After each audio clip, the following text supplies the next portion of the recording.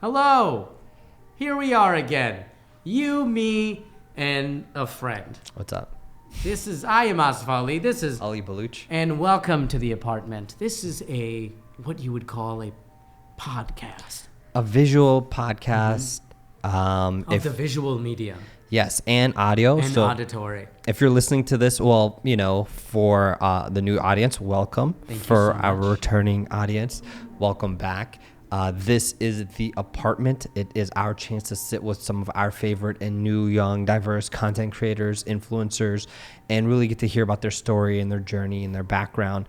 If you're listening to this on iTunes, SoundCloud, Google Play, whatever, if you're listening to this audio, the audio version, the YouTube videos are available. We have all the videos up of these interviews on YouTube, youtube.com/apartment podcast. And these people are cute. A lot of them are. And I mean, we're talking about us, right? Yeah. We're obviously, you come for a standard of attractiveness in a video podcast format. You're getting it on this end. Yeah. And on that end, 9 times out of 10 also. 9 times out of 10. This podcast is pleasing to the eye. I hate to say it, but I feel like people are learning things and possibly getting boners. There is a level of arousal that has been commented. What other video podcasts you can learn and get erect? Not many, man. I feel like we probably might be the first. I rest my case.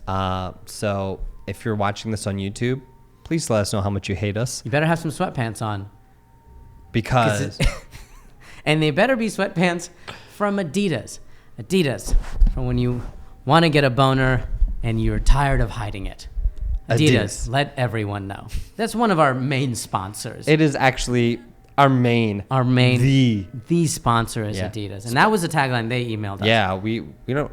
People like to think that you make these up. False. I'm like, who could make up those many taglines? Yeah, which, by the way, someone needs to make a compilation. Oh my God. Of all these. If you're watching this, go through the last 37, 36 episode, however many.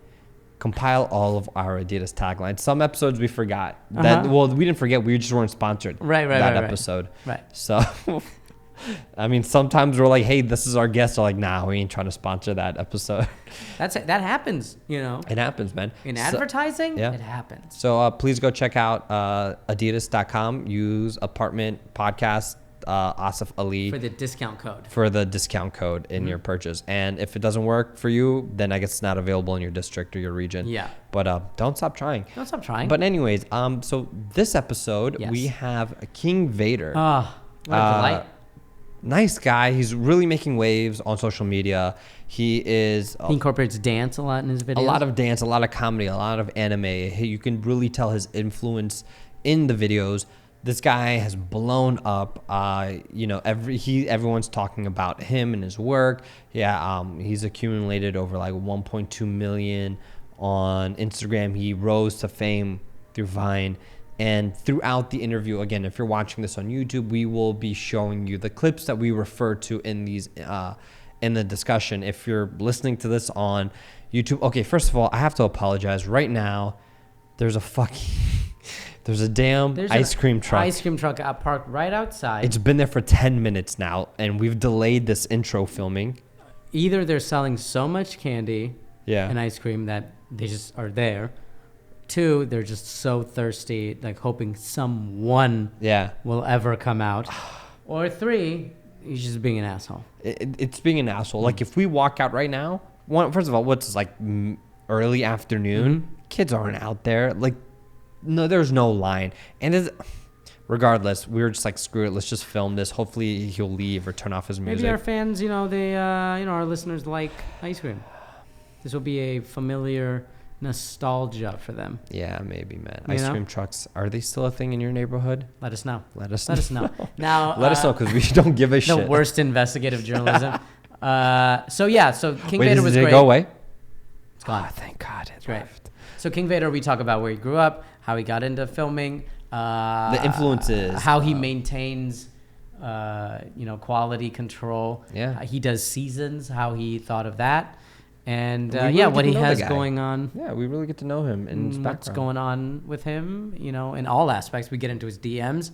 We get into He gave his us mind. a breakdown. He gave us a pie chart breakdown of the types of requests DMs he gets, So yeah, he talks about how he stays motivated. Yeah, I really liked I like where the conversation went. So you're in store for a treat. A good solid episode. So Treat. Asif, before we get into that, Asif, what's up with you, man? Oh, season 3. Where have you been? I've been in Fiji, man. How long were you out there? Fiji and New York. In Fiji 3 months, New York 2 weeks.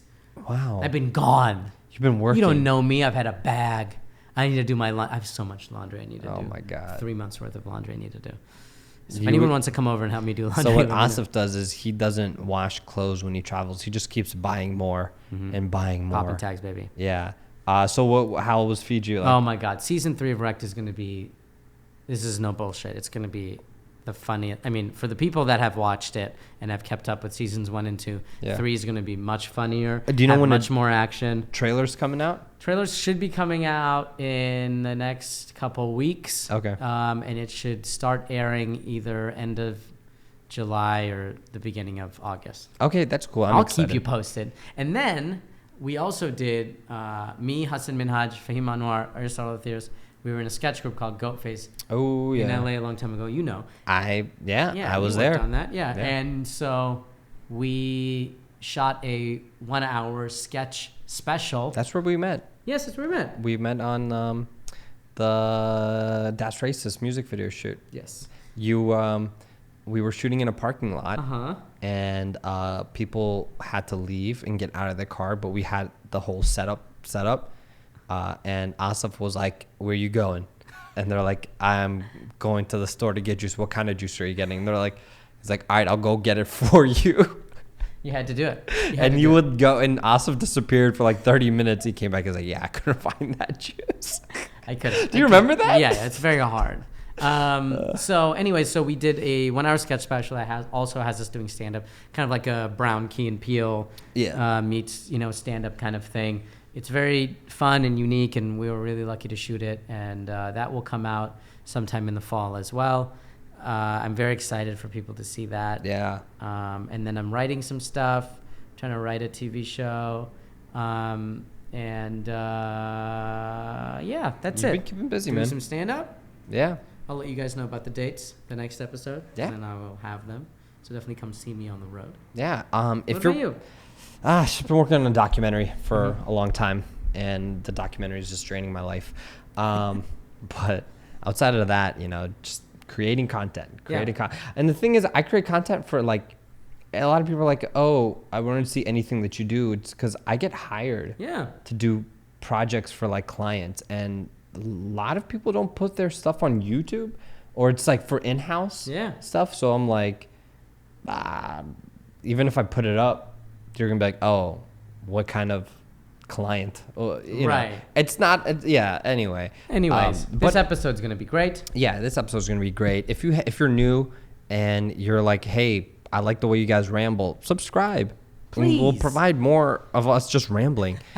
And check us out on Instagram, Twitter. Did you delete all your tweets? I deleted the tweets only because I wanted to start again, and who knows when I started Twitter what kind of shit I've said. Yeah. Who knows? Because back in the day, Twitter was just like an open mic. Yeah. Where you could just say anything, and whether people retweeted it or whatever would determine whether it was funny or not. That's how comedians would use it back in the day. Yeah.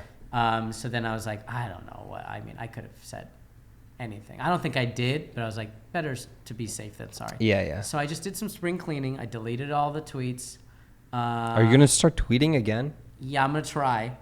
You were never a tweeter. I was never a big tweeter. I like Instagram because I'm more of a visual person. Okay. Facebook, I'm just, it's exhausting. Facebook is, I don't know. You open Facebook and it's just like being in the middle of Times Square. Oh my God. But you don't want to be there. And you're like, I don't want to see all this and shit. And then you're like, oh, so many family members follow you. Yeah, like, I don't know. So many random people. Every time I get a random friend request, like, I always have one mutual friend, and I'm like, oh, Asif. I feel like you're just like, approve. I gotta be honest. I'm a slut on Facebook. I approve everybody. I used to do that until people start messaging me, and I'm like, look, just because I accepted your friend request, doesn't mean you can like message me on. Yeah. I'll leave you on red. I don't give a shit.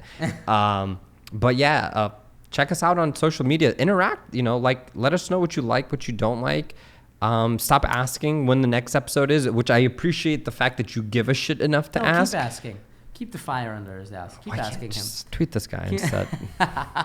Tweet him. Yeah, ask me. Ask me what you want. Blow up, his DMs. But anyways, no, all jokes aside, I do appreciate people on me to be like, when's the next episode coming? Because this is a joy. Yeah. When it works, it works. It's great. It's fun. Yeah. And we're going to try to bring back midweek moments. Wednesday or Thursday? When was our midweek moments? We usually did it Wednesday. Wednesdays. This Wednesday, you guys get a treat. Mm-hmm. It's a lot of rambling. It's a lot of interesting. Yeah. Anyways, we've spent a good about 10 minutes in this intro, but That's way too long. No, but this is like this is your comeback episode, man. Oh shit! Like I should have had better. You've been gone for a long time. I have. And this is our first time together in the new apartment. This is such a nice new apartment. Yeah, thank you, man. It really is. I feel like this section was the size of the old apartment. Yeah, like this right here. Yeah. It feels less like cramped, and it's less hot because of that. Because the other one was hot as fuck. Yeah, dude, I lived in that for 3 years.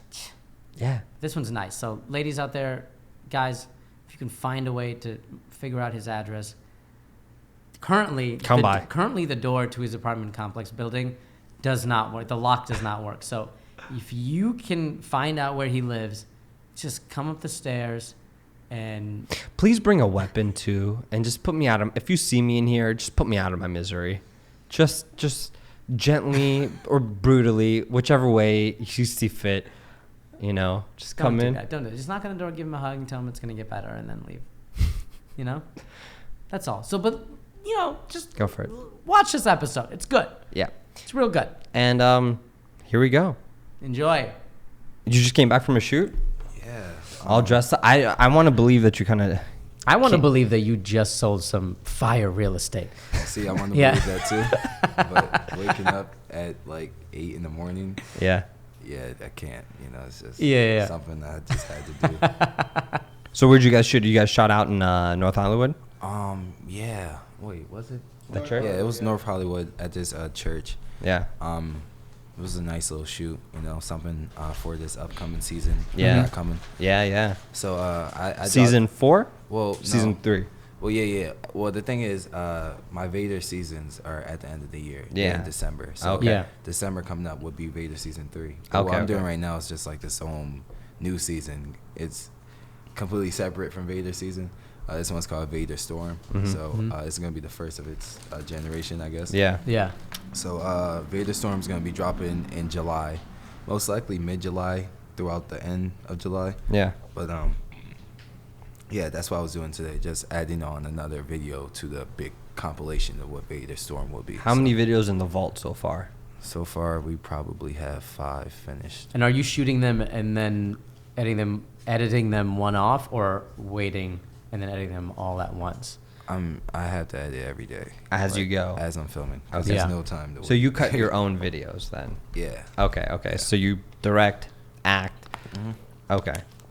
Everything, honestly, when it comes to filming, and it's all been self-taught. And besides beginning, I had a handout from my older cousin. Yeah. He definitely helped me get started with all of this. It was like, if it wasn't for him, it's like, I don't know if I would even be doing what I'm doing. So, what was he doing that inspired you? So he wanted to be a director, a filmmaker. That was his dream, Before I didn't know what I wanted to do. I was just a child. Like, why did you steal his dream from him? Well, he kind of loaned it. Like, he was like, you see how this works out for you. I was like, it's nice. You know what? I hate that. When you introduce someone to something and then they just take do it better than you. Yeah, they do it better than you. It happens. I mean, it's when it's your family, it's good, though. Sure, yeah. Until they start their own podcast. You're like, and then you check and they got like 14 million subs. And stuff. There you go. So where was this at? Was this in Maryland? So this is after you left Chicago. Yeah, this is after I left Chicago. After I left Chicago, I came to Maryland, and he was, let's just say, DC. Yeah. So I lived with them for a little bit, and living with them, you learn a lot about certain people. Yeah. And I learned that this guy just likes to film stuff. So he comes up to me and my younger brother, and he was like, "Hey, I want you guys to be in my videos." Yeah. At first, I was just like, it's kind of weird. Like what? Yeah. What are you talking about? Yeah. Let me play with these toys. Yeah. And he he was like, no, I'm like, come on. So I'm like, all right, fine, give it a try. Yeah. So we started, and it was really cool. You know, at first I was always trying to be real resistant. You know, I was just like, even though I liked it, I wouldn't let no one know. So once I left his house and got my own, I started to realize, like, wow, the most fun I've had in the last like couple months has been in front of a camera. Yeah. So I think this is like something I want to, you know, keep doing. Yeah. And what was that turn for you to be like, now I want to not only just do it, but then make this my life? I guess it started, I want to say during Vine. Once I started to gain followers, like, it's really started now, but Vine was like, it's confirmed. Like, Vine was your college. Yeah. Yeah. Definitely. Was there a certain thing that you did? Because I mean, you couldn't have been expecting, because there's no way to know, right? When you're doing Vine, you're just putting stuff up. What was the one that you were like, oh wow, people actually like this? I was just doing this for fun. I mean, the one that people really liked that I was like, whoa, I did not expect this was my water bottle video. Yeah. Back on Vine, right before Vine died, I dropped a video called The Job Interview. R.I.P. Vine. Yeah, R.I.P. Vine. The job interview, like, do you have any special talents? Yeah. You know, walk into an interview, these guys, one of the dudes is like, hey, do you have any special talents? Because in some job interviews, people ask. They do ask you that, yeah. So, you know, I could have been like, oh yeah, I speak multiple languages, or I know how to juggle. Yeah. But instead, I pull out a water bottle and I flip it, and all this is in slow motion. Everyone's watching it. Yeah, You know what's about to happen, but it flips over and it lands perfectly, and the entire room just starts shaking. Yeah. Now, do you have any special talents?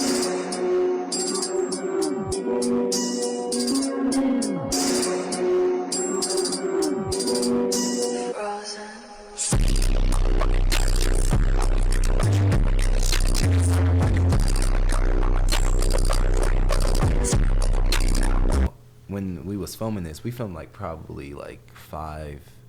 We was filming a lot. Like, it was my whole team. Wolf Graphic. Yeah. Wolf Graphic is a team of individuals with multiple talents, just like myself. And we're all a team. And that day, we met up at a college, and we was just filming a whole bunch of videos. Yeah. And that just happened to be one of the multiple videos I filmed. So I didn't think nothing of it. I was just like, I mean, it's cool. It's a normal video. Yeah. And it didn't take that long to film.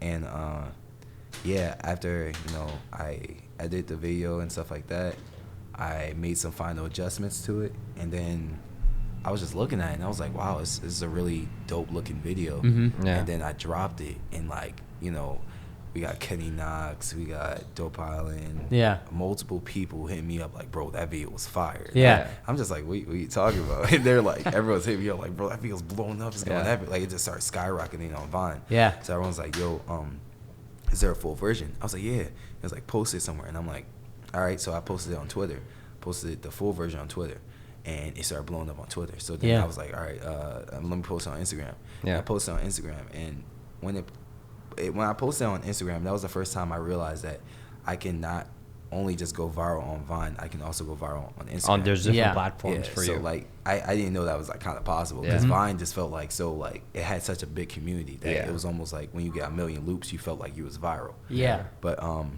you know, getting viral on Instagram, I feel like, is way more effective now, of course. But on Instagram, it took off, and I'm so mad I didn't have my ad name on it, because you didn't have your name on it. I didn't have my ad name on it, but a lot of people did tag me out of respect. Yeah. But a lot of people did just rip it. Yeah, that's why. People got to put that watermark on it now. Yeah. I have to put my watermark on everything now. But that video got everywhere. Like, it was pretty much on every single big account that posts just comedy or content. It was on every page. I was seeing that everywhere. Yeah. Oh, when it came out, like 2 years ago. It was about like 2 years ago. Probably 2 or 3. Yeah, Do you feel like when you shoot stuff and come up with ideas, that is there a correlation with the quicker the shoot is, like from idea to shoot, like that? Do you find that those videos do better than the ones that you would, let's say, spend like a month thinking about, because you may be, you know, overthinking it or whatever? I don't know. It's weird, because it's like a lot of the videos I make are like, none of them besides the one I just filmed today usually are like well thought out, and I take time, because you know I I guess I'm like a perfectionist in a way. Yeah. So it's like I don't like to just drop anything. I want to make sure that the video I'm dropping now is going to be better than the video I dropped before. Yeah. So I want like a step. Push yourself. Yeah. Exactly. Yeah. So that's just my challenge for myself. But yeah.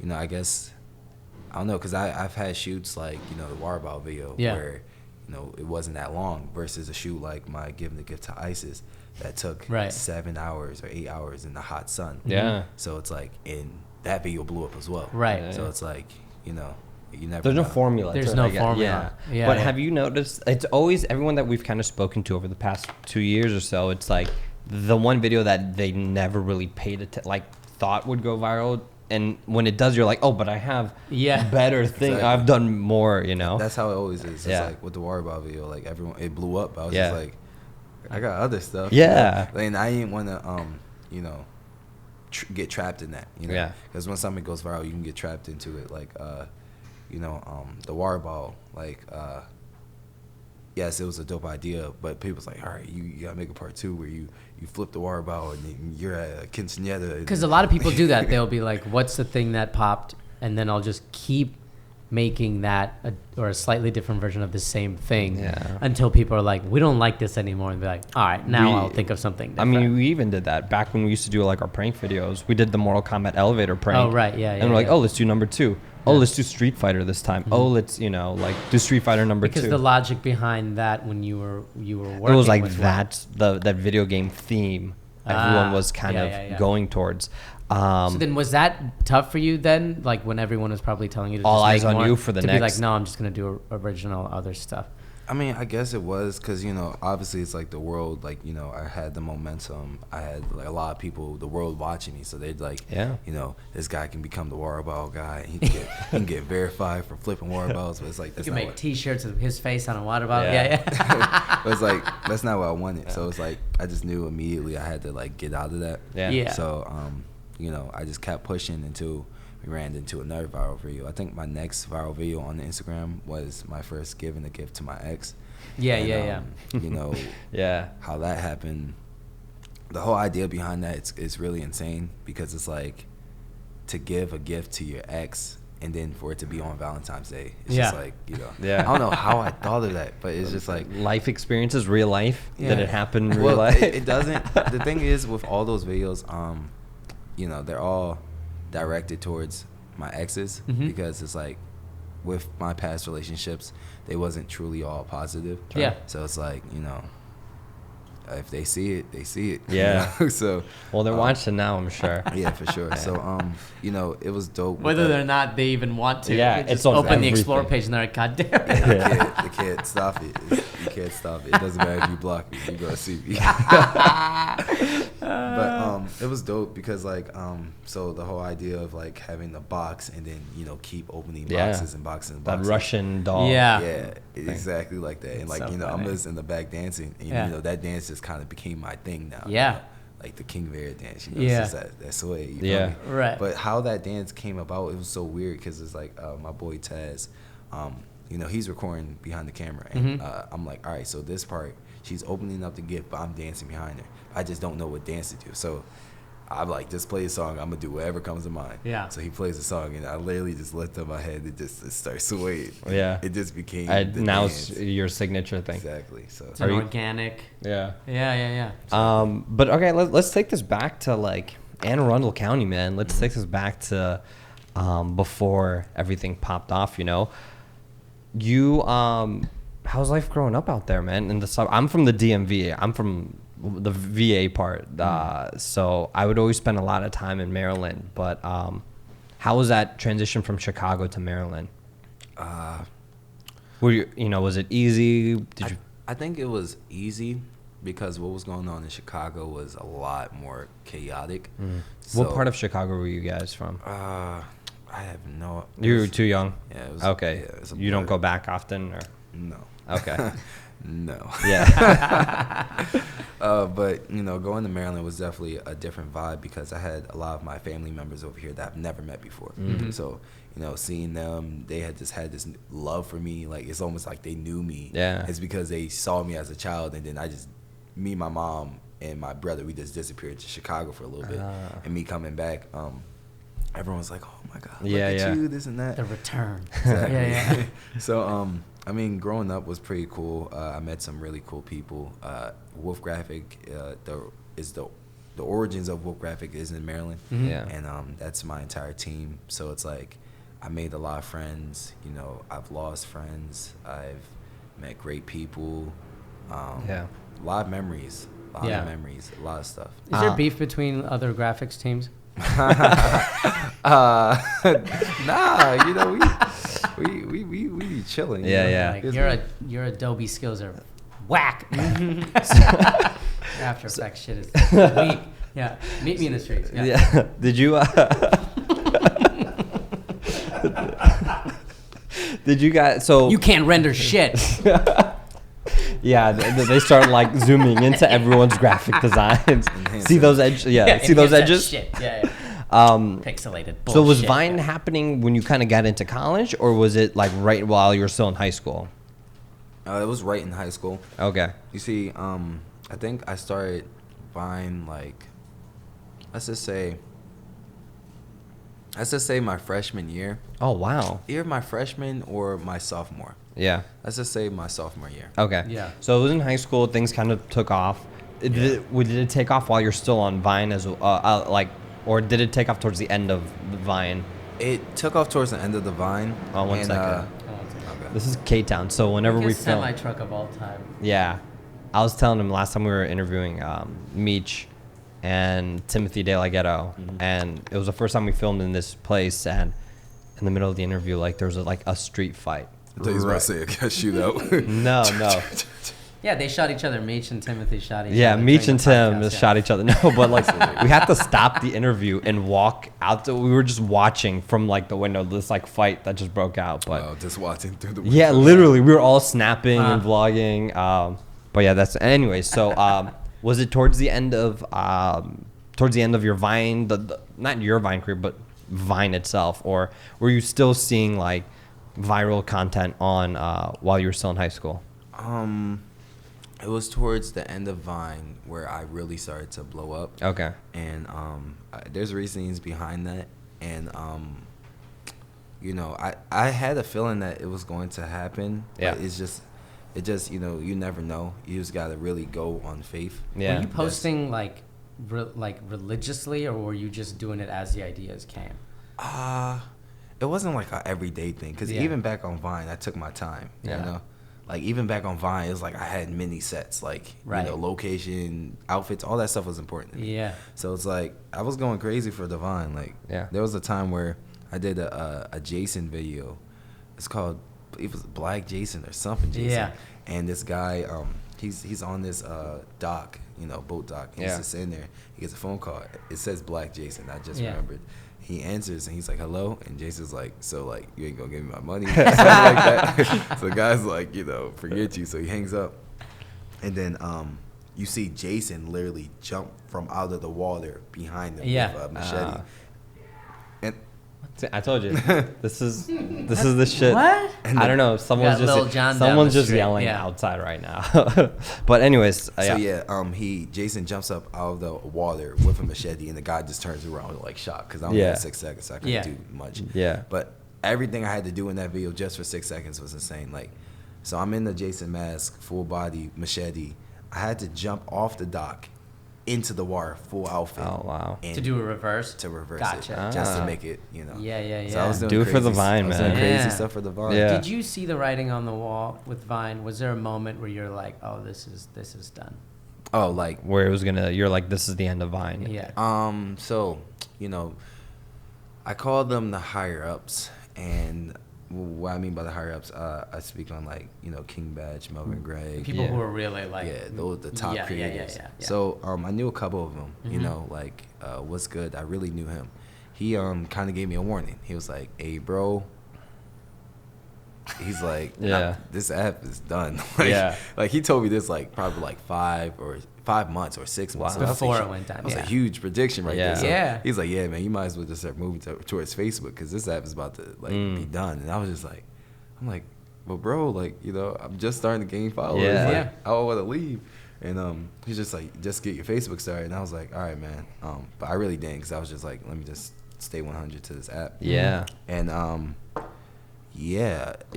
then we got our eviction notice, and it said this app will be shut down. And they sent you like an email being this app will be shut down in 2 months. And they gave the exact day and time.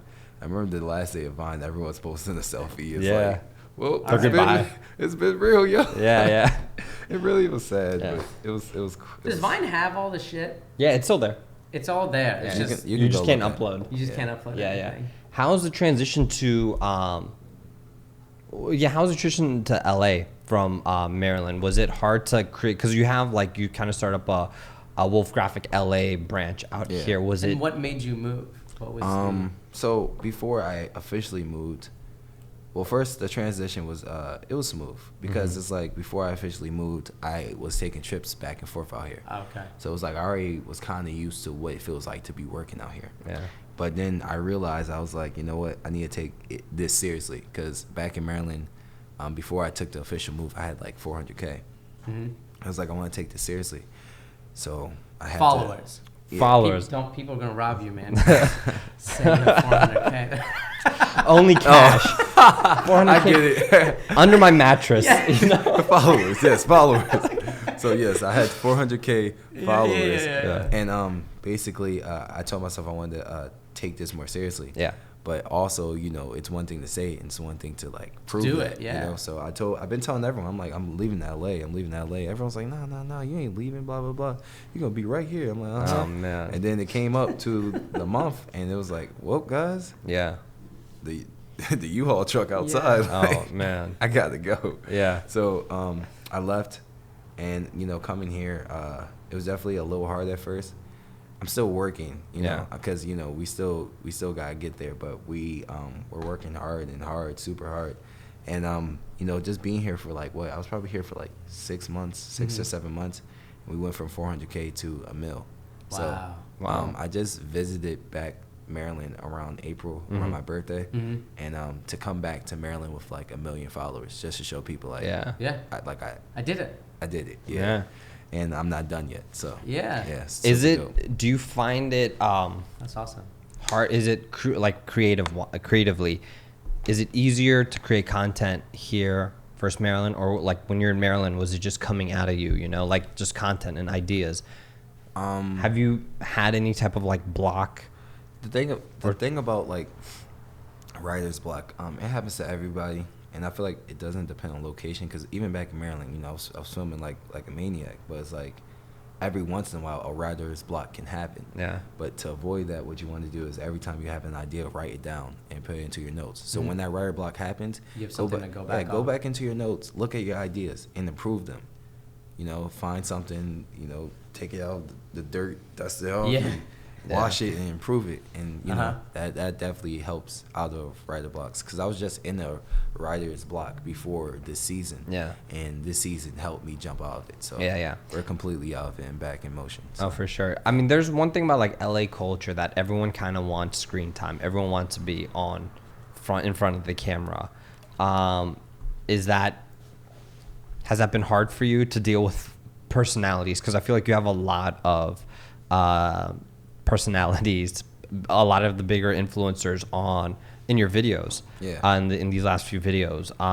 Has it been easier to work with like friends from back home that you kind of went to college with, that, you know, or versus a lot of these people with millions of followers and you're directing them around? It's really easier to work with my team, and I'm glad I have a team.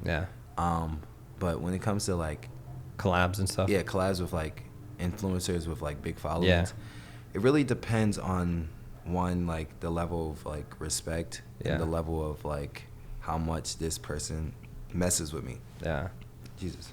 Because you don't want like that one person to be like, oh, I have like 2 million followers, but you want me on the second row dancing? I need to be right next to you. You know, sometimes you know, you have to allow people to like see the vision. You know? Because sometimes I have certain people for certain roles. You know, and some videos, not everyone's talking. Some videos, I'm not even talking. So it's like, you know, but it can be difficult. But you know, there's people out here who are really cool and really humble.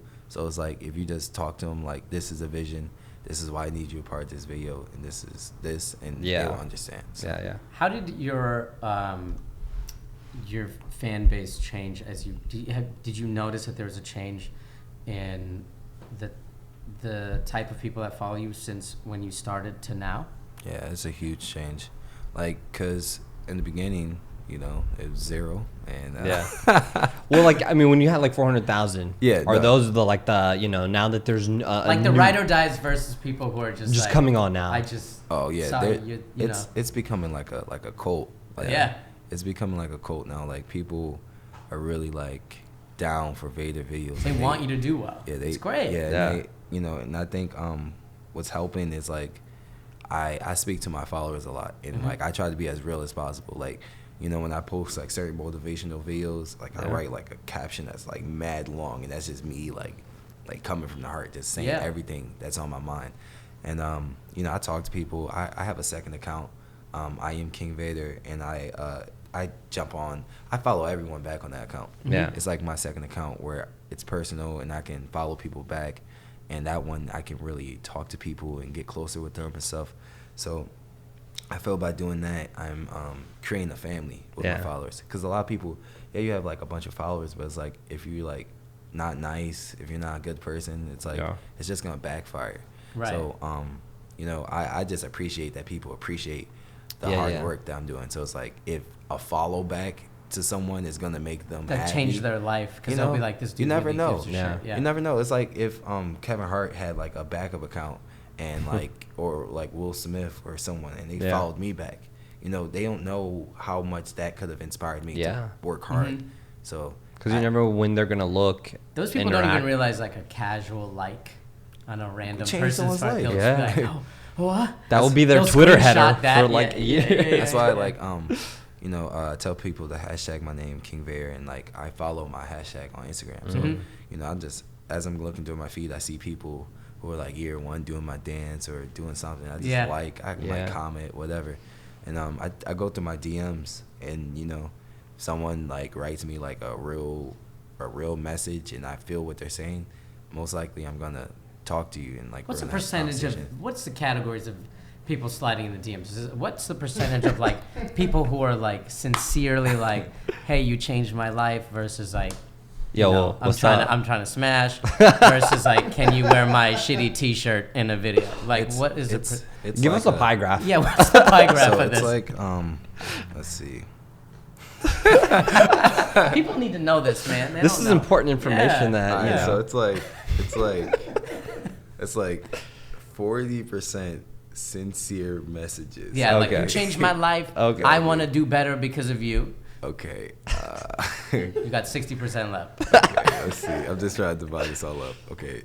And then give us the male to female ratio of the smash. Okay, so it's a...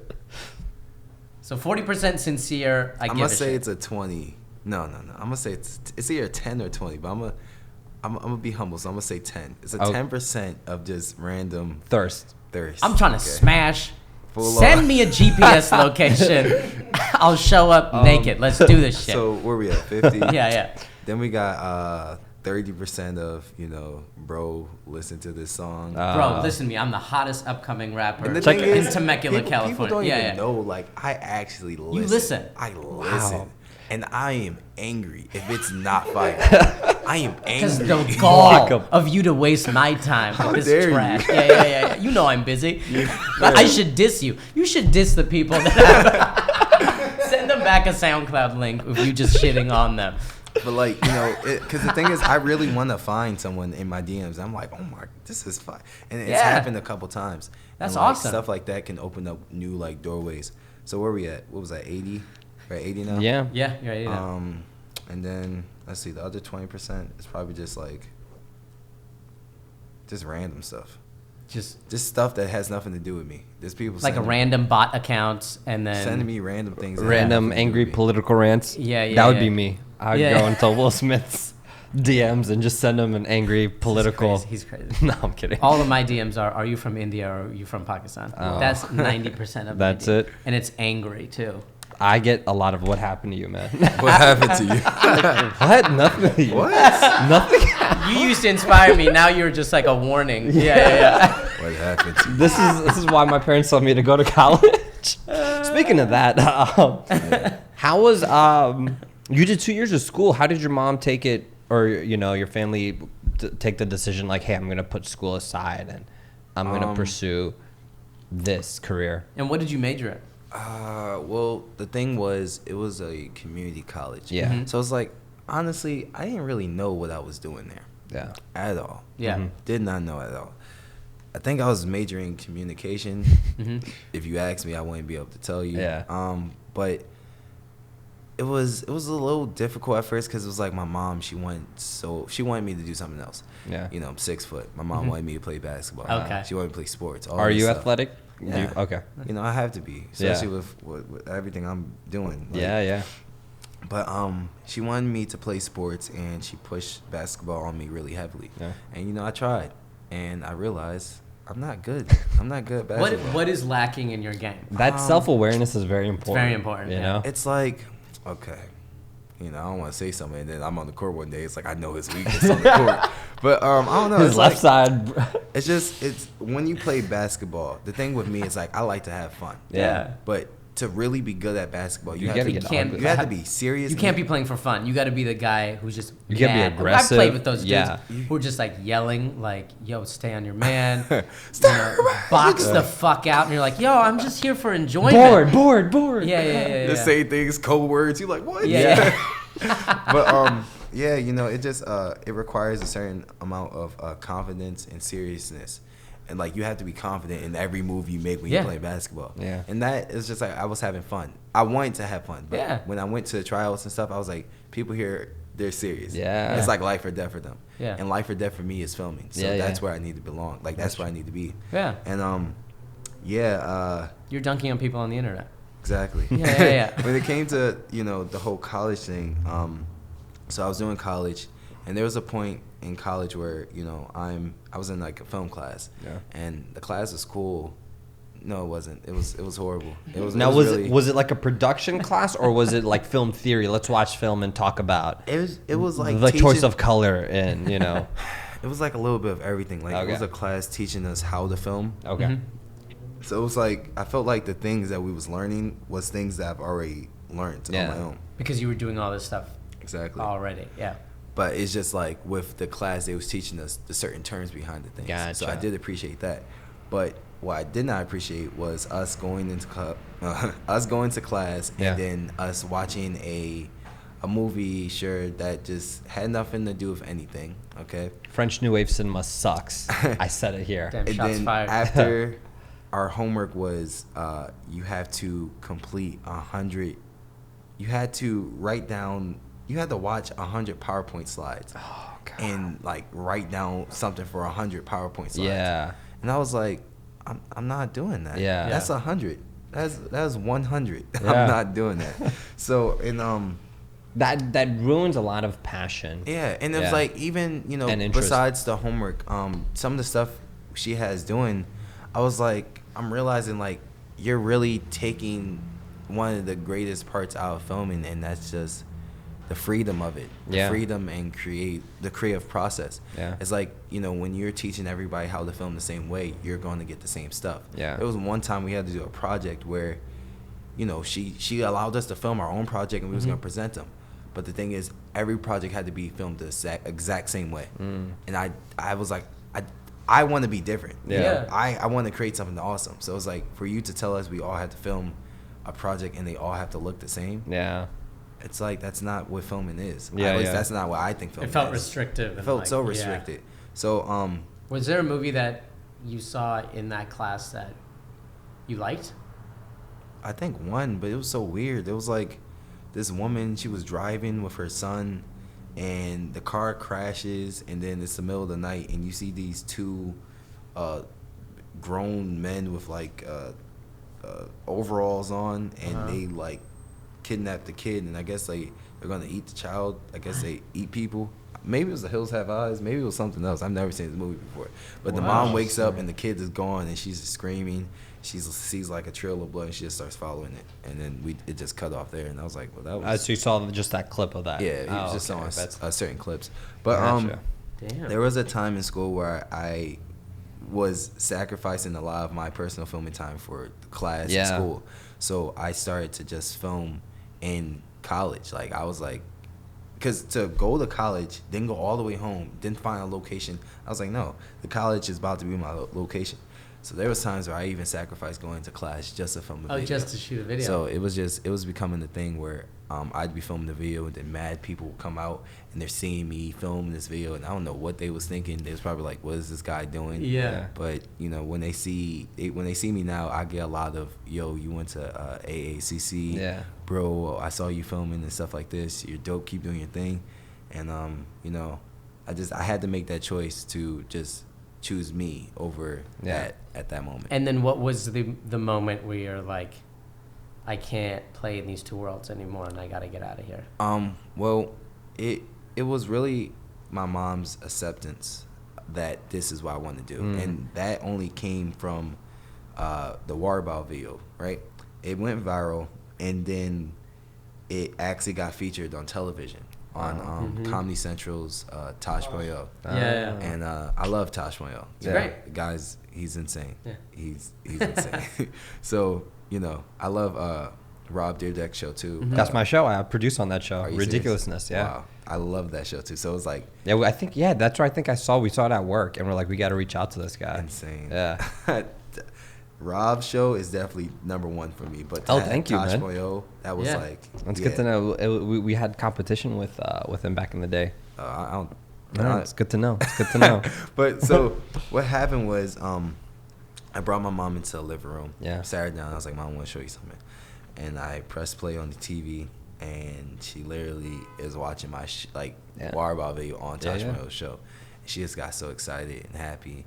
And it was also featured on the news a couple times. Oh, wow. So it was like, her like accepting me, like, she saw the potential of where she deflated a basketball in front of you. She's like, we don't need to do this anymore. You can't see the camera.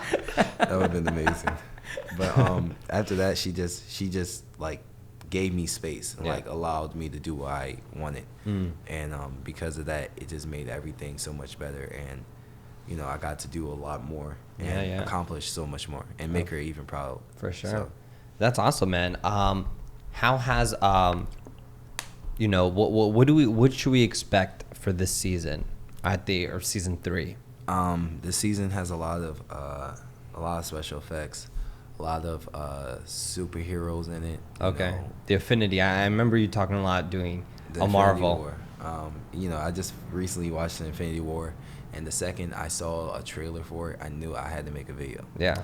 But, I was going to make it before so I could drop it just when it drops. But I was like, I need to watch it to get, like, any type of Easter eggs I can get. Yeah. So, I watched it, like, 3 times, maybe. Did you watch it for the study of it, or did you watch it because you enjoyed it?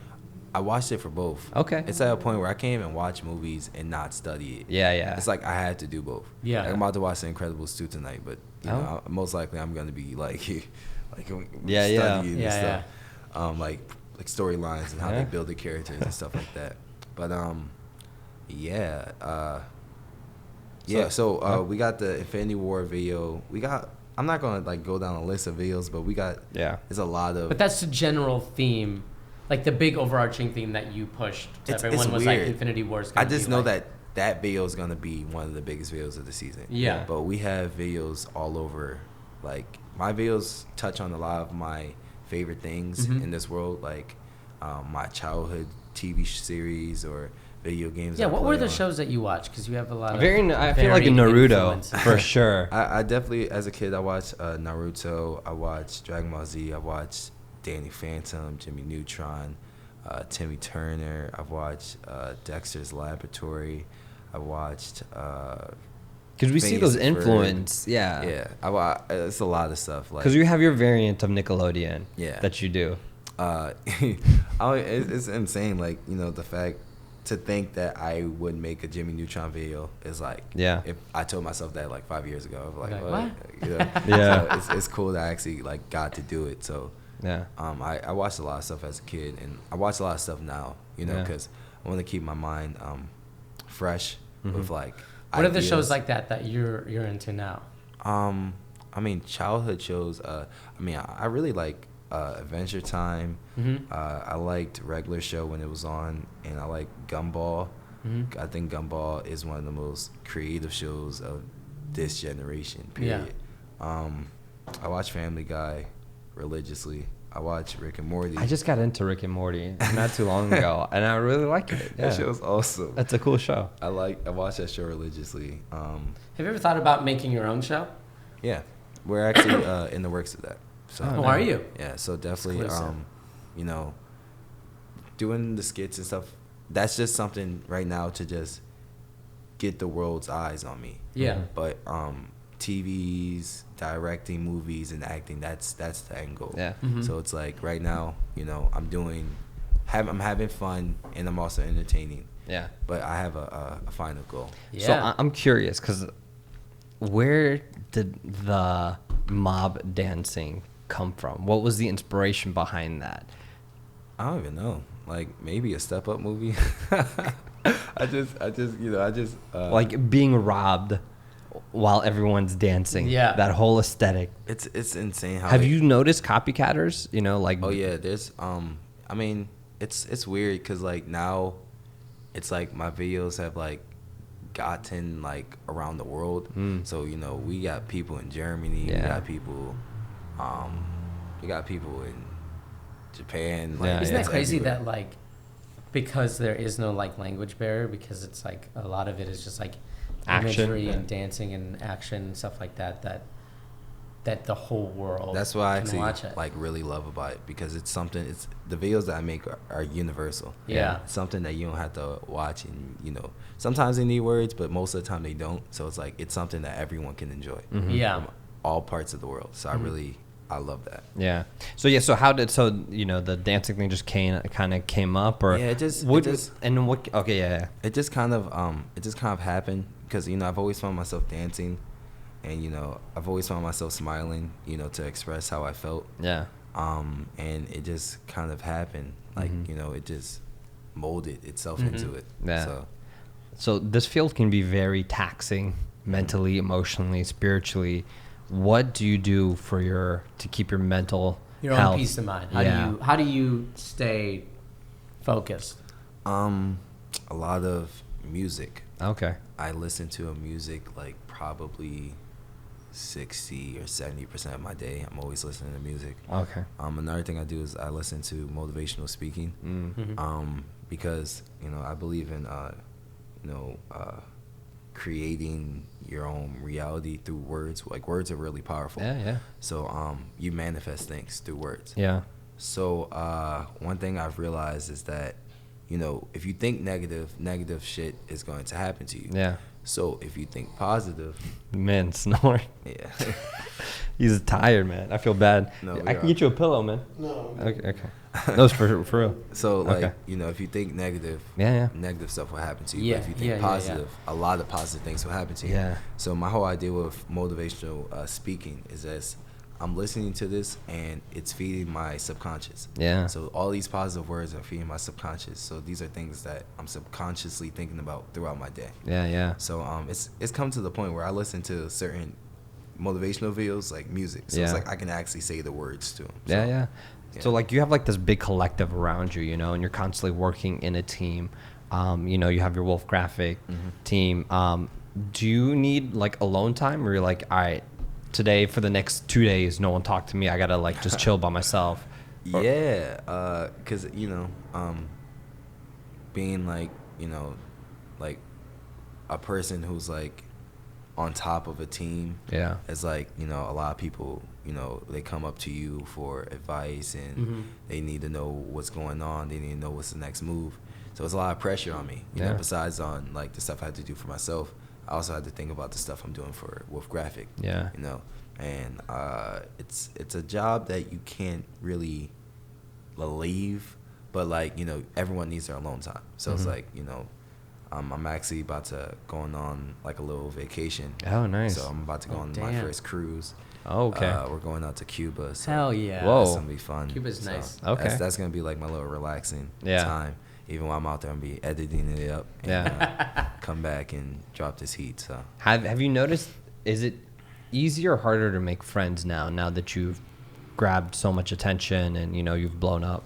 Well, it's, as of right now, I feel like it's rare to like get a really, really close friend, because it's like all my true friends are within Wolf Graphic, my team. So like those are like my closest friends. Yeah. So it's like everyone else, it's like I can make friends, but it's like it takes time to like really, really, you know, like know someone. You know, because people are different. You know, everybody's different. You know, I'm not gonna say like everyone has like, you know, intentions and stuff like that, but it's just like you never know. So it's like, you know, you have to keep your circle tight, you know, and that's what I've been told ever since I like even told people I was moving to LA. It was like, keep your circle tight, no matter what, and then try to make it tighter, and you know, it's just like, all right. So, you know, my closest friends are definitely within Wolf Graphic. Yeah. Certain relationships, it can be difficult because it's like, you know, especially like a female, you know, they need attention, they need you know, and it's like it's hard to give them 100% of you when you also have to give 100% into what you love. So it's like it's definitely, it can be battling, you know, but it's like if you are strong enough, you can make it work, and if she's strong enough, you can make it work. But you know, my advice to anybody is like, you know, it's like, hey, if you're gonna do it, be 100 about it. But if not, just don't do it. So, Was there ever a time, or even now, or actually when you were first trying to get, you know, pursue film more and more, was anyone ever able to talk you out of it? Would you ever be able to be talked out of pursuing film? Honestly, no. Like, I don't think there's a human being on earth that could have talked to me out of it. If Will Smith walked in right now and was like... And did one of his motivational... Yeah, he had the music underneath it and everything. He's like, what the fuck is a piano playing? Get the fuck out of here. What would it take? Honestly, man, like, you know, the video would have been viral, but I would have told that man to his face. Go around with a piano telling people to quit. Quit. Yeah. Like, this is not for you.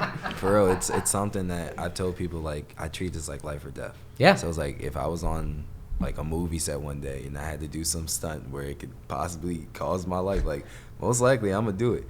So it's like, it's just when you love something, it's like there's nothing. There's no other option. There's no other option. That's how I treat this. Like Will Smith said, like, you know, there's no point of having a plan B when you should be 100% focused on plan A. Yeah. Like, there's no point. You know. So that's just how I treat this at this point. Like, I don't want nothing else. I cannot imagine me at 9 to 5. I can't imagine me working an office job. I can't imagine me being a teacher, a lawyer. There's unless I'm acting, like, I can't do it. Right. So it's like, if it's either this or it's nothing. Like, I'm going to keep doing this until it works. I don't care. Wow. So I feel like if you have that determination about anything in this world, it's going to happen. That's the difference between, you know, someone who's made it and someone who's talking about, oh, I wish this and that. You have to do it, and you have to be 100 about it. Do you feel like that's a common thing between all of the similar, I mean, people who are at your same level or even more popular? Do you find that when you meet them that it's the same, like, they all kind of have the same drive of, like, for some people, it's like that. But, you know, I feel like you can definitely tell who's working hard and who's not. Yeah. You know, like, you know, I just know, you know, I'm not going to speak on anybody, but I just know that, you know, you could tell if someone really wants this. Yeah. And you could tell within, like, a first conversation with someone, like, if they really want this. Yeah. So it's like some people are just doing it because, you know, it's a nice check. Yeah. Some people doing it because it's like they love it. They have a passion for it. And I'm one of those people who truly love what I do. Has anyone ever come up to you and you're like, showed, like, hey, I want to be a part of your collective.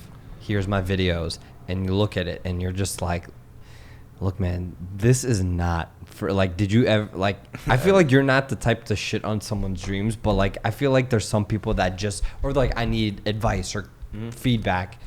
I personally feel like there needs to be a level of honesty to be like, maybe this isn't for you, you know? But my thing is this, it's like, I couldn't ever, like, bring it out of myself to just tell someone, like, you know, you're not for this. Because it's like, you never know. And also, that's not constructive. You'd have to tell them, like, you got to tell them in a different way. You got to change this and this. Yeah, and like, this. you know, like, for me, I would just tell them like, hey, you know, you want to be a part of Wolf Graphic? Well. Yeah. And that's what we deal with at the apartment. Yeah. So I'll be like, you know, yeah, like you want to be a part of Wolf Graphic, but it's like, do you have what it takes to actually be a wolf? You know, and what I mean by that, it's like, one, it's like, let's just start with like your filming and stuff like that. Like, you know, I feel like you can improve here. I feel like you can improve here. Two, your why you want to do this. Like, why do you want to do this? Like, oh, I want to be famous. I want to be Instagram famous. That's not good enough. Yeah. Like, you have to want something more than just wanting to have followers. Anyone can have followers, but it's like, what are you gonna do when you get these followers?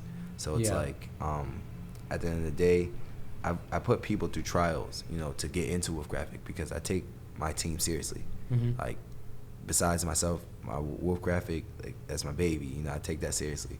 So it's like, you know, when I mean my trials, it's like we'll invite you to multiple shoots. We see how many times you come to these shoots. We see when you get there. We see your attitude. We put you through fire. We put you through some long shoots. See how you react. See if you still want this. You know. And at the end of the day, when the dust clears, you still want this. Welcome to Wolf Graphic. Yeah. And that's how it works. So what kind of inspired you to do the whole rendition of Nickelodeon, your own rendition? Oh. N-word Nickelodeon. Nickelodeon. Yeah, that. Who the fuck is Jimmy Neutron? 3, 2, 1.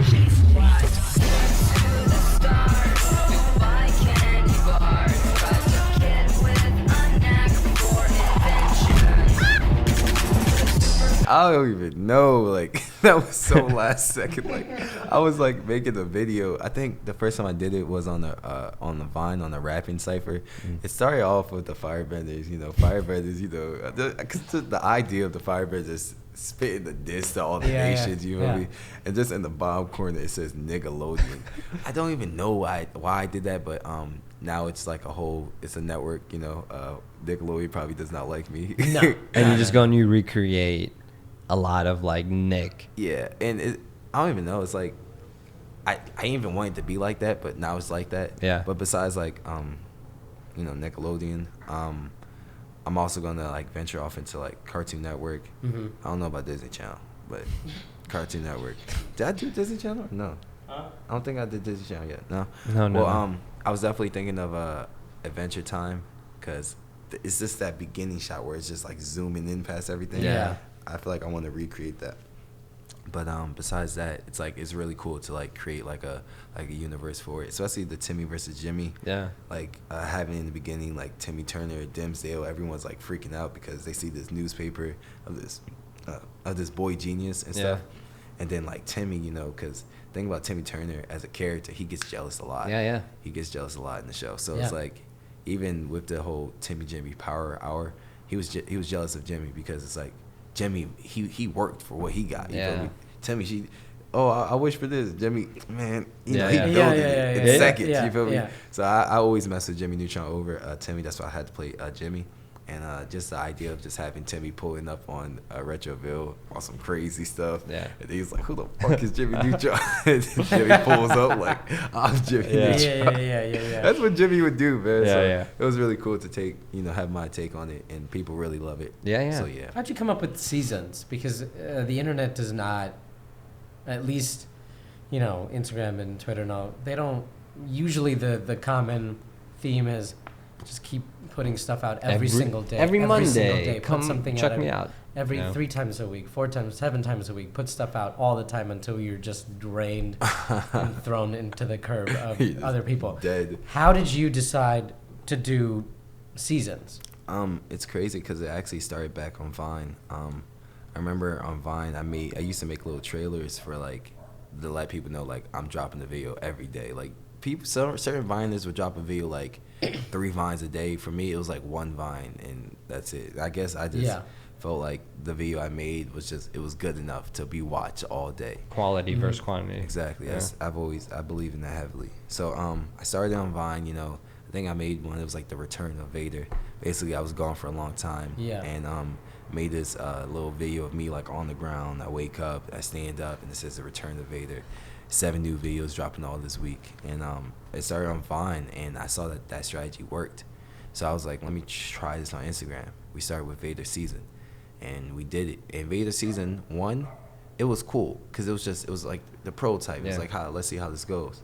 And then we did March Madness, and when I did March Madness, it like really flew because I dropped 7 videos day by day. Yeah. The other one I dropped, it was like Monday, Wednesday, Friday. Next week, Monday. I was Monday, Tuesday, Wednesday, Thursday. I just all week. Yeah. So it was just boom, boom, boom. And that one was really effective. And then Vader season 2, I noticed that Vader season 2 did extremely better than Vader season 1. Yeah. So now So that means people like they're watched the anticipating season, yeah. and they remembered it. Yeah.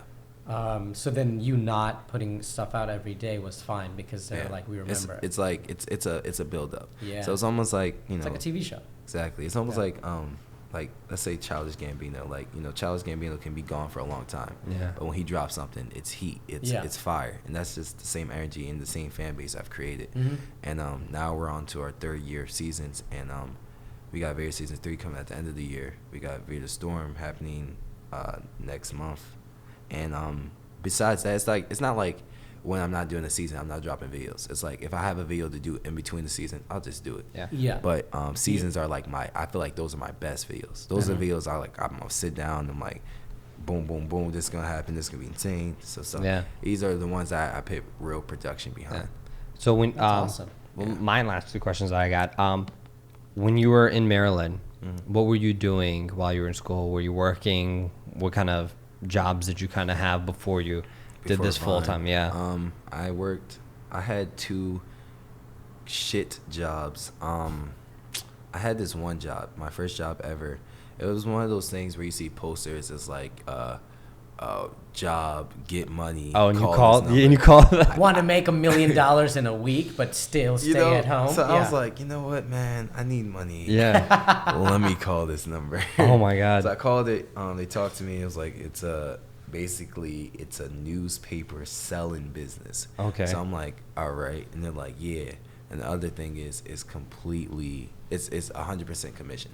So I'm like, oh, commission. I didn't know what commission was. I didn't know what that was. So I was like, okay, buddy, let's do it. Yeah. So we do it, and basically what this job is I'm going around with newspapers, knocking on people's doors and asking them, oh my God, would you like to buy this newspaper? Okay. And this is like 2015, 2012? Yeah. All right. Okay, like, nobody wants to buy newspapers have been dead at that point. They've been dead. Like, I never got so many rejections in my life. Like, it could be a compilation in a movie. Like, dude. Like, showing how many doors. No. And, every once in a while, I got some yes, from the elderly people, They're like, you seem like a nice boy. Yeah, and it was at the point where I had to start making up things that didn't even make sense just to get a sale. Yeah. And, nothing crazy like, my aunt's dying. Like, nothing like that, but just something. It's like, I'm dying inside. Please. I don't want to work it anymore. So, please save my self-esteem. Another thing that helped that job was, people ask for donations. Because it's like, a guy's like, yeah, I don't want to buy no newspaper, but I'll give you like $10. Like, is that cool? It's like, yeah, it's fine. And it's like, we wasn't supposed to take donations, but it's like, this is commission. No one knows. Yeah. No one's buying these newspapers. I need to make money. We're literally out there for like 7 hours. Yeah. Walking through the sun. And that was the worst job I ever had in my life. How old are you? Like, I was probably like 17, 16, okay. or maybe 15. Yeah. But it was bad. Anyways, past that job, my first official job was Wendy's. And Wendy's was also trash. The way I got the job for Wendy's, I walked in there one day, and I walked to the cashier. I was like, hey, can I get a job? Like, I'm looking for a job. And she just started freaking out. Can I have a double-double? Also, can I have a job? I'll make it. Yeah. I was like, are y'all hiring? She just started freaking out. She's like, oh, my God, you want to work here? And I was like, whoa, that's never a good sign. Yeah. She's like, oh my god, I love your videos and this and that. Oh, because she recognized you. Oh, okay. It wasn't because Wendy's was that horrible. Desperate. Yeah, it wasn't like, oh, you want to work here? Nah, but yeah, she just started freaking out because she knows me, and I was like, at first I was like, okay, like, she was like, I'm gonna help you get the job. So I was like, okay, I'm about to get up in here. Yeah. And so besides that, she was actually like pretty cute, so that was still okay. That helps. That always helps.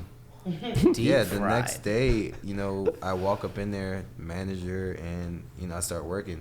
let's just skip like 4 months into the job. The job's just horrible. Like it's just bad. Like there's drama inside Wendy's. Oh. Yeah, what is the drama of? I want to know. I've been to Wendy's, and there's beef at all those places because people are working in a tight space. So everyone's talking to each other. Yeah. And there's small beefs going on. And what were some of the beefs? What were some of the beefs? Like, you know, some people didn't like the managers. Mm-hmm. Some of the managers didn't like the people. People didn't like the people who was cooking, flipping burgers. They don't work hard enough. Tell us some horror stories about the food process. Horror stories. You know Anything, something crazy? Yeah. Wendy's is actually pretty clean. Wow. Compared to most places. Yeah, because the stuff is like fresh, it's relatively pretty clean. Yeah. Like, it's fresh and frozen. It was one of our sponsors. Shout out to Wendy's. I never shout out to Wendy's. Yeah, thank you, Wendy's. I never saw like anything like weird. Like, cause if I saw some weird stuff, I'd be like, you know what? I can't even work here. Yeah, you know? yeah. Like, I guess the wildest thing I've ever seen is like someone give someone like a complete trash burger. Like, cause what you're doing is you're flipping the burgers all day, and like they're sizzling, waiting for someone. But like, some people towards the night get lazy, and there's been like this burger been cooking for like 4 hours, and you know they just take it and just slap it. It's like no. And, you know, they wrap it up and then they just send it out with an evil smile and stuff. Are there? I mean, this is for people watching, because most of the people who are watching, you know, are fans. I'm assuming love going to fast food restaurants. Me, yeah. What are some tips you can give them on how to be better customers? Just don't be rude, because you have to understand. Like, I understand you're hungry. Yeah. But it's like, you being angry to me, you gonna make me not even want to serve you. Like, it's like my job is already stressful. I hate this job. Nobody likes you are gonna make me hate. People need to know that when they go into a Wendy's, they need to know that nobody behind that counter is like, and this is it. There's certain. This is my dream. There's certain people who like. Really? There's certain they people take it serious. They take it so seriously. They was having competitions on who can wrap burgers the fastest. I'm like, calm down, okay? The corporate dream. Yeah. You know, there's certain people who. There was this one guy who's like so extra, and he just wanted to become a manager. Oh, okay. I get it, but it's I get that. The energy is just. I'm angry. I don't want to be here. So when you're smiling in my face, I get mad. You know, but you know, it was bad. One thing that was memorable about that time was there was a moment where I started to get paid from Vine. So now I'm like, I'm just waiting to quit this job. Yeah. Cause once I got paid, I got my first check, and I was like, nah, let me calm down. Cause I could quit off the first one, but I was like, let me wait till I get like the second one. So I got the second one, and you know, it was like, okay, this one looking healthy. All right, like, when I noticed that my checks from Vine was over my checks from Wendy's, I was like, oh, there's a problem. Yeah. So you tell me I could do what I love and get paid more than doing something I hate. Yeah. So I was like, okay. So now I'm just kind of waiting for something to tick me off so I can quit. I'm a bomb, okay? Yo, are you gonna make a scene? Looking for a reason. I'm looking for a reason. Anything. Someone could breathe. So dramatic. I love it. I'm out. I'm back. Those are like the breakups where the person's just like, all right, just wait. Because you want to go out with a bang. Yeah. The thing is, I didn't go out like with no crazy bang. But what happened was there was this girl who she was just like, I don't even know, like she was just trying to mess up my mental, because you know, rumor got out that I started getting paid from Vine. So she pulled the "you think you're better than us"? Exactly. Yeah. She pulled the "you think you better than us," and she was like, "Why are you lying to people? You know you don't get paid from social media."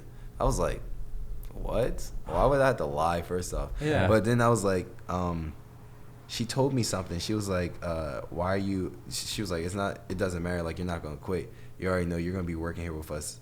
You're gonna be working here with us next year." Oh shit. I was like, next year? I'm not even gonna be here next week. Like, you got me messed up. Yeah. So after that, I just never showed back up. Oh shit. Just saying my phone like, bro, come through. I was like, huh? And the crazy thing is, she's seen. Oh yeah, she's seen the come up.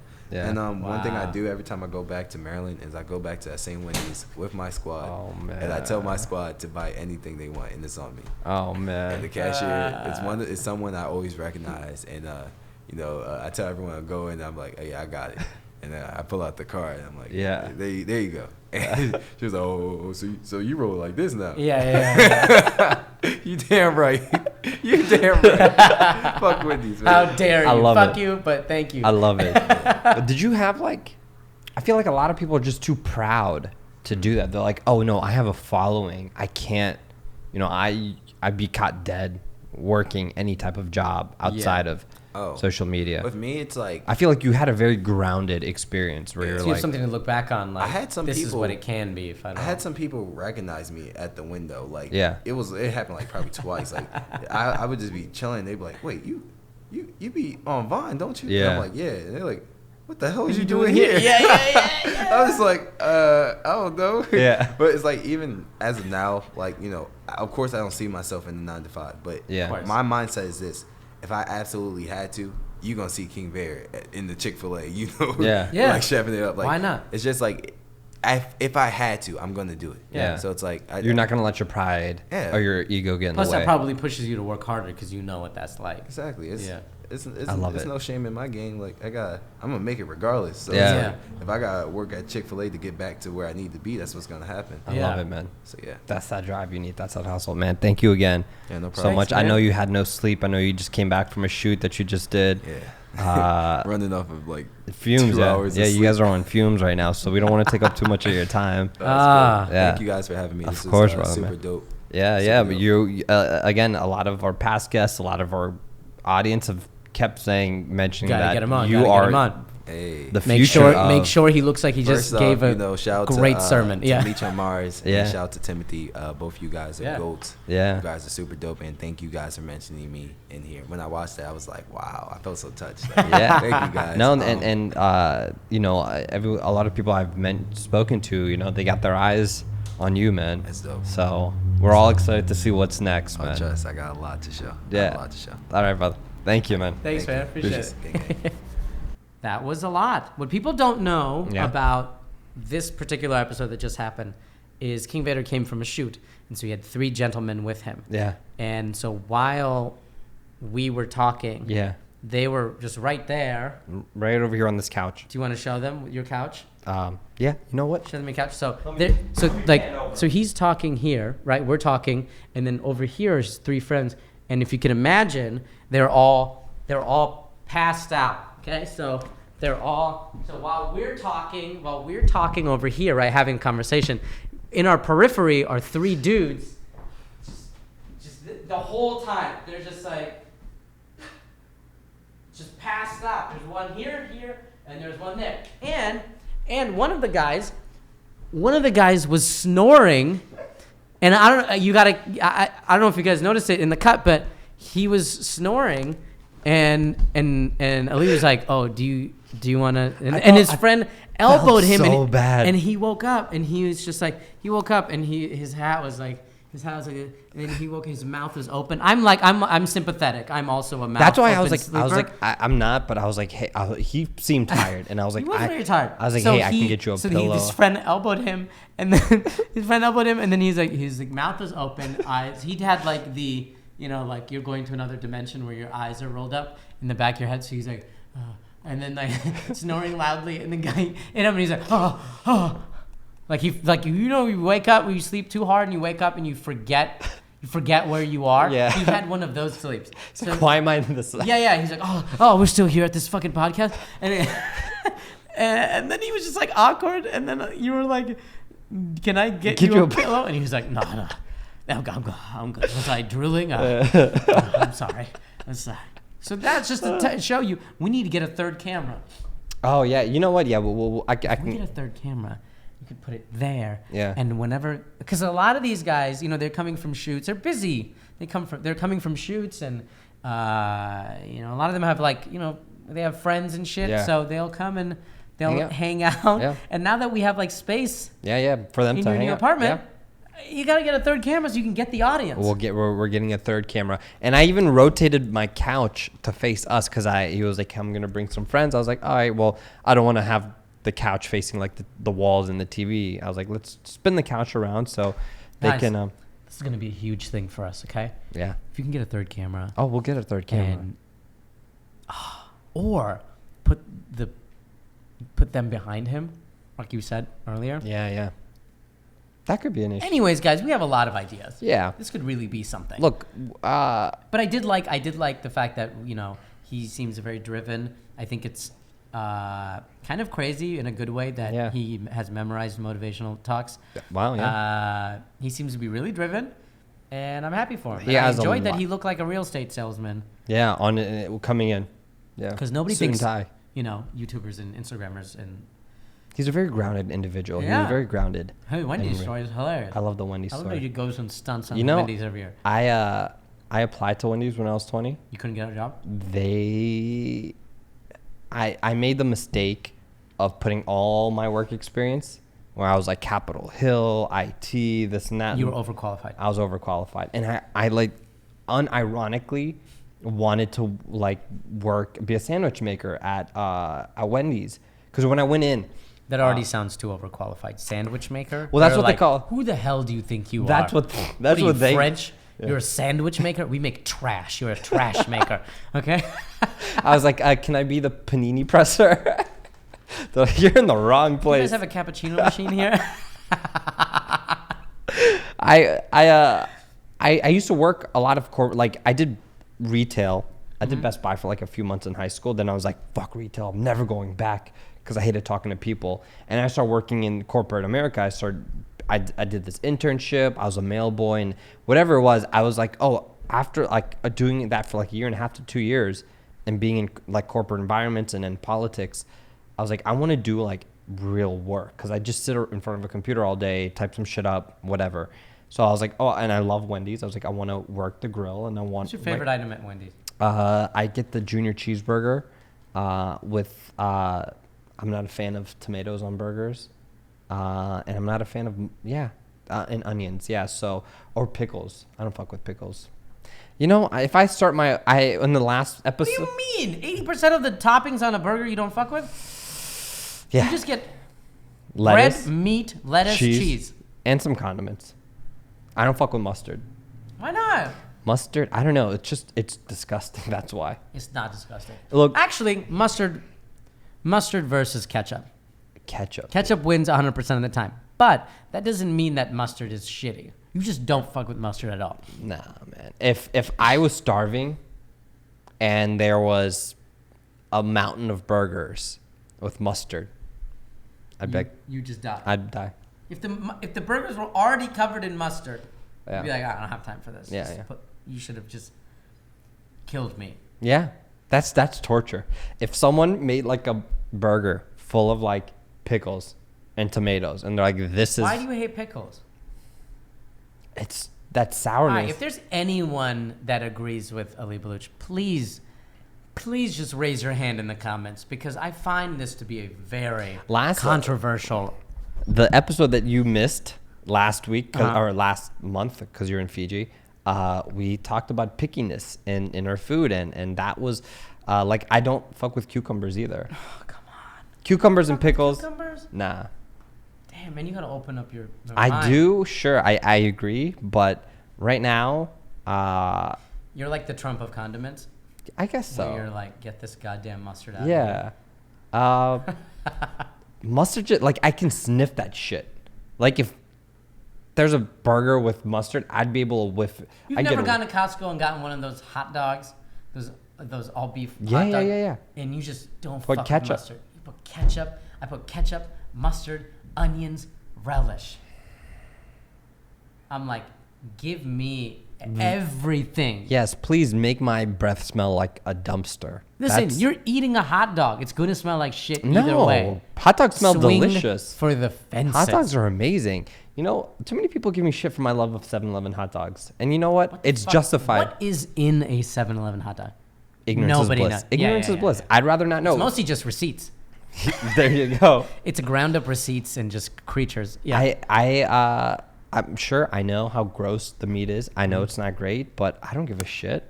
It's delicious. You're trying to live your life. I'm trying to live my life. I'm here. I'm not here for a long time. I'm here for a good time. By the way, 2018, 2019 body transformation. Oh my God. What are we doing? I got to lose like legit 10 to 15 pounds. How? What happened? Where is this? Wait. It's like here, and like my cheeks and like in my gut. It's mainly my gut. Oh, no. Good thing that our podcast stopped. Yeah, like right. Like our cutoff is just, you know what? Maybe here we go.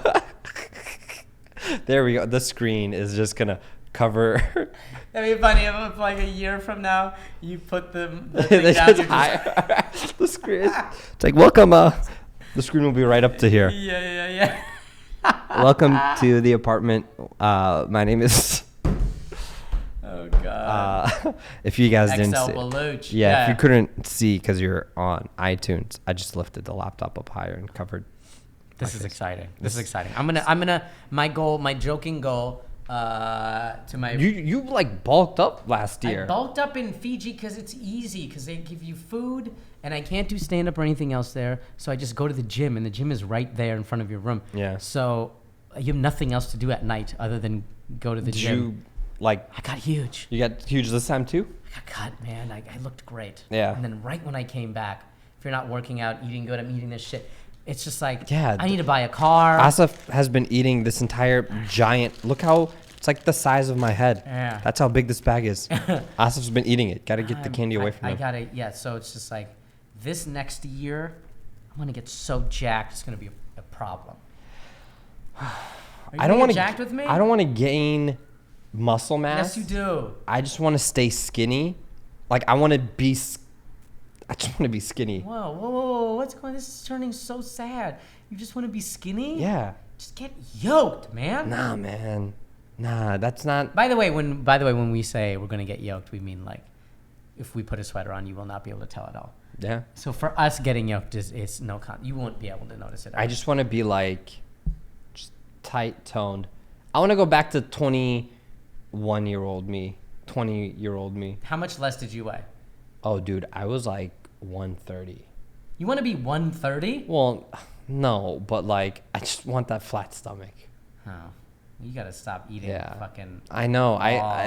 Basically nothing you eat is healthy. It's not. Other than maybe water. What I have for lunch yesterday? A burger. What I have for dinner? A burrito. What are you doing? I'm enjoying my life. Then fucking get fat and love it then. I can't. Stop looking back and getting nostalgic.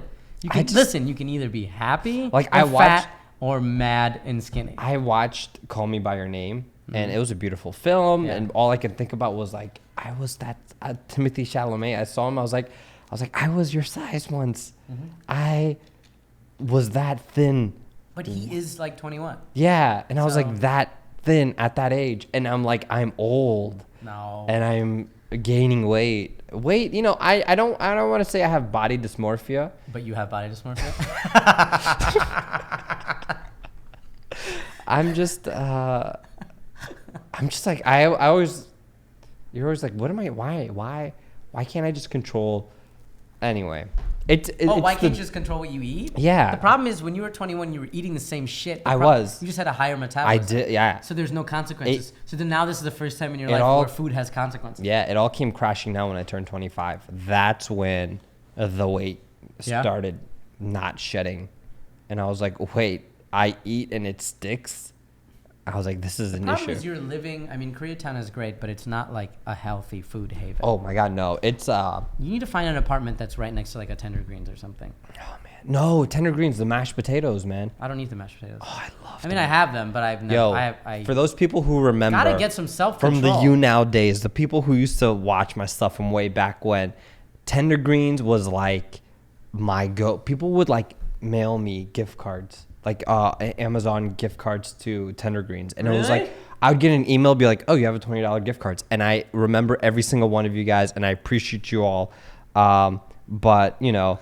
That's so sweet. And they used to send me gift cards, and I would go all the time. And I would get the mashed potatoes. You can't eat mashed potatoes all the time. They legit, if you're in They are very good. LA, if you're in Southern California, from LA down to OC, if you're in this area, if you ever visit, go to Tender Greens, get the mashed potatoes. It's the best mashed potatoes you'll ever have. And I went to Tender Greens for the first time with you, if you remember. You don't remember, because I don't remember.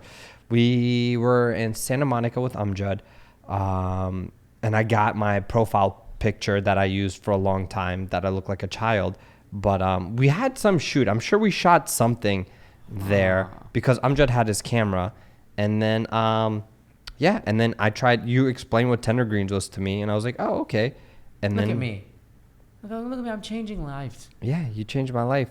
I introduce people to things that destroy them. Yeah, and then I had Tender Greens. How much mashed potatoes were you eating? But weren't you like skateboarding and shit? Weren't you cutting that off? That was the thing. When I was younger, I was very athletic and you're active. Not active anymore? You're not doing anything? Not anymore.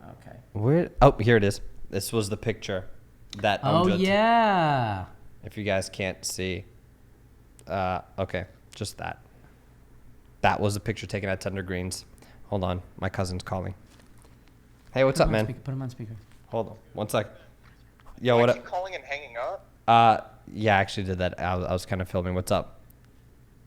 Are you good? Yeah, I'm good, man. Where you at? Are you done? Yeah, I'm done. You want to come by? Yeah, what are you doing? Just chilling, you know. Did what's it called text you? Who? No, I got DM them? no, I got no text from anybody. They didn't have you set in a group chat?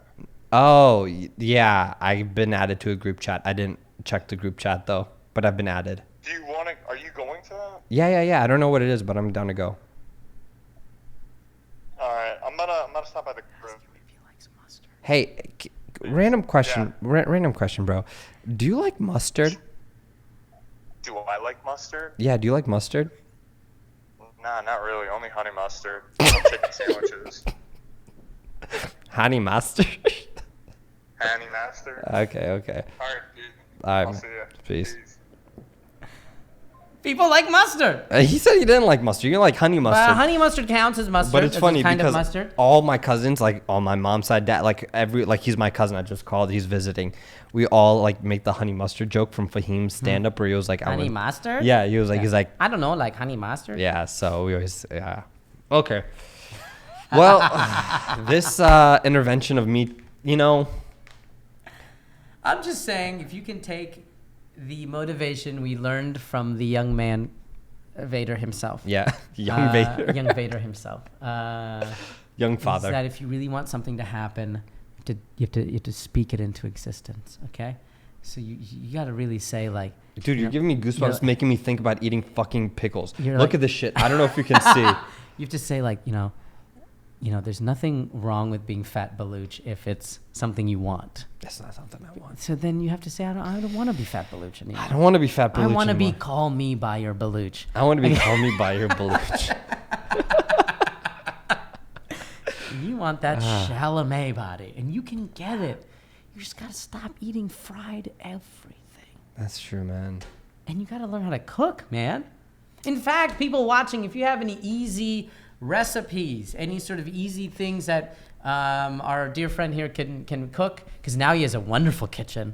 He has some space. So if you have any ideas for him to get his body back in shape, let us know. I just need to get rid of these bags of candy. They don't have candy everywhere. Bag of Reese's. Show them that. Bring that back over here. Oh my god. So he has this. I didn't bring this shit. He has this here. This, and then this, which by the way, is an entire gallon of Reese's, like the miniature ones, right? But it's also Kit Kats as well, but there's no Kit Kats in here, which means that this fat fuck went through the bag and he searched for all the little Kit Kats and he ate them all because that's what daddy likes. He likes all the Kit. He ate only them, and then he was like, oh, later on when I'm feeling it, then I will eat all of the, like some sort of OCD. Oh my God, you're disgusting. To be fair, that's my movie snack. Like while I'm watching movies. Did you watch every movie in existence? This is heavy. I watched Kill Bill and Heat. Dude, this is 2 pounds. I'm not bullshitting. It's 2 pounds, 8 ounces. It's written right there. Hashtag bring Ali back. Okay, you know what? I will not sit here and be shamed. I will not be body shamed. You're body shaming yourself. I'm just getting on board with you doing it to yourself. Okay. I just want you to have the body that you want, you know? I want you to be happy. I want to be happy. So if you guys have any easy home workout tips and things to cook, send them over to Ali's. Workouts are fine. It's just going to the gym. You can call it hashtag apartment workout or something. Yeah. No, because if you could do it here, you could do it here. You wouldn't have to go to the gym. Jump You're rope. right. Actually, Pull-ups, a lot of so when I was gone for the time that I was in traveling to do my documentary, I was doing these like cardio workouts like in my hotel room because I was like, there we go. Because I'd work out and then do room service. Hell yeah. I was like, I don't have to leave my room. You know, a gym downstairs full of equipment? No, I'm just going to do, because it was just like, you know, push-ups, mountain climbers, sit-ups, leg lifts, everything. You felt good. Yeah. I actually did feel good. See? You know what? I'm just trying to help you. After this weekend, turn it around. I'm gonna turn it around. What do you mean after this weekend? Do it now. No. See, that's the problem. Well, Everyone goes, yeah, maybe a couple of days from now. The problem is I have these freaking guys that are with me. And the guy that was on the phone? Yeah, and there's like 8. Is that one of your guys that you play Fortnite with? No. He's bad. I play Fortnite with my other cousins. Oh, shit. Shots fired to this honey mustard guy. I played with him once, and he was so bad that I was like, I'm never going to text him again. I only play Fortnite with my younger cousins. You hear that, guys? If you want to maintain a male friendship, a platonic friendship, you better bring it in Fortnite. Otherwise... Yeah. You're going to get kicked out of the group. Yeah, basically. And yeah. I hope he sees this too. So then he watches tutorials and gets better.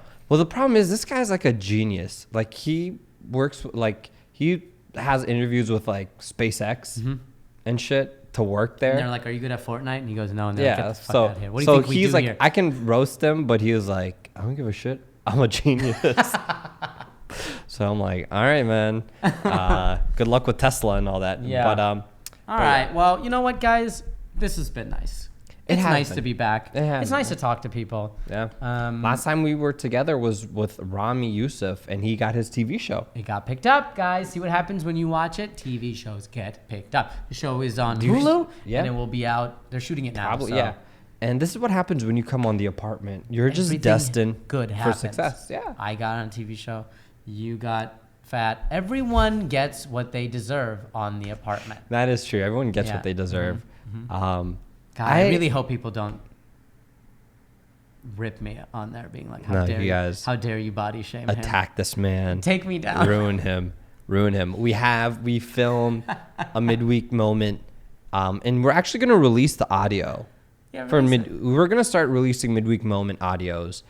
They won't be episodes, but they will be, because, this will be episode 37 of our podcast, but the next one will just be a moment, and audio will be available for iTunes.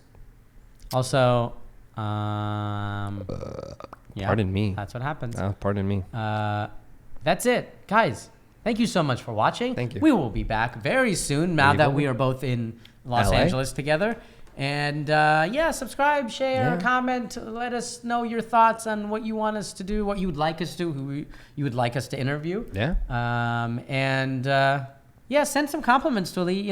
Congratulations on the new home. Thank you. I appreciate it. Yeah. You can eat a bunch of food and really fill out the space. Yeah, man. I don't know what, my bedroom has so much space. I don't know what to do with it. Like, there's a bed there, but there's so much empty space where I'm like, do I get a dresser drawer? Do I, what do I do with this space that we have behind the camera? Like, I don't know. When people come, I put a mattress there for them to sleep. But I don't know what to do with all this space. Also, if you're in LA and you want to sleep on Ali's floor, make sure to hit him up. Who knows? Yeah. He probably will say yes. Yeah. So probably. Yeah. I want someone to do that. No, I'm gonna tell you something off cam. Okay. All right. All right, you guys. Thank you so much. Bye. Peace. Bye.